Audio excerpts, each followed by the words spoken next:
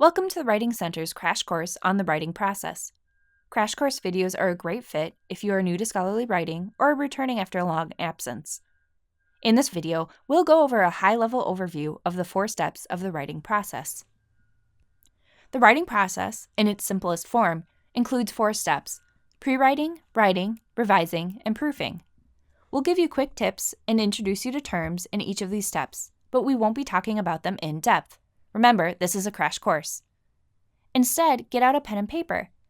If you're not familiar with one of these steps, a tip we give or a term we use will help you by displaying key terms in bold. Write it down so you can look it up later. At the end of the video, we'll show you where to find more information on our website. Let's get started. In this video, we will talk about the writing process as if it is a series of steps with one step following the next. However, note that the writing process is often not this straightforward. You might find as you revise that you need to return to pre-writing, or that you need to do some revising before you can write some more. Know that as you complete your assignments, you might go back and forth between steps in the writing process, and that's okay. It's even encouraged. The first step is pre-writing. Pre-writing consists of all the things you do before you start putting words on the page. For each assignment, this should include reviewing the assignment prompt, critically reading the learning resources, and/or researching in the library, taking notes, outlining, and generating ideas.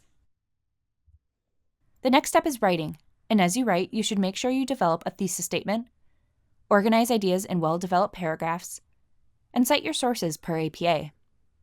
Students often find that it's helpful to write from an outline and to use various techniques to avoid writer's block if they get stuck.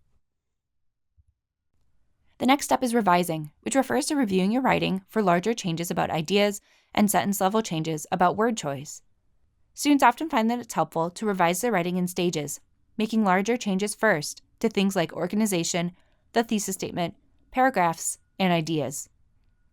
Then students often go back and make changes to individual sentences for things like concision, transitions, formal voice, clarity, and APA. The last step is proofing, which occurs right before submitting a paper. Students proof their paper line by line for minor grammar or APA errors, sometimes using Grammarly or Word's spell check. Now you've learned about the steps in the writing process. Next, search our website for any of the steps, quick tips, or terms we discussed that you wrote down. Use the search box at the top right corner, the quick answers box, or the main menus to find more information and begin learning.